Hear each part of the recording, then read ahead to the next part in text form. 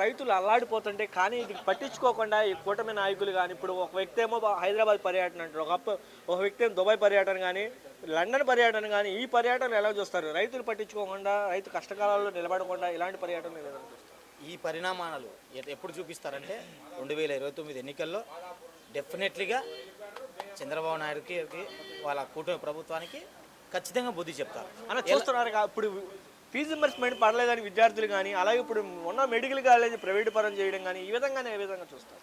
నేను ఫీజు రిమెంట్స్ పడగా మా యొక్క జమ్మనోడు కాన్స్టిట్యున్సీలోనే పీజీ డిగ్రీ చదివిన వాళ్ళు చాలామంది ఉన్నారు. వాళ్ళు సర్టిఫికేట్లు ఇవ్వండి మేము వేరే దానికి వెళ్తాము జాబుకు, ప్రైవేట్ జాబు కంటే మాకు ఇంకా గవర్నమెంట్ నుంచి ఫీజు రిమెంట్స్ పడలేదు, మీ సర్టిఫికెట్లు ఫీజులు వన్నాక ఫీజు కట్టండి మేము ఇస్తాం అనే దారుణానికి దిగజారినారు. ఈ ప్రభుత్వం మరి ఏం చేస్తుందో తెలియదు కానీ ఒక నిరుద్యోగ భృతి అని కూడా చెప్పారు. ఎవరు? నారా లోకేష్ గారే, మన విద్యాశాఖ మినిస్టరు వారే చెప్పారు తన స్వస్థాలతో.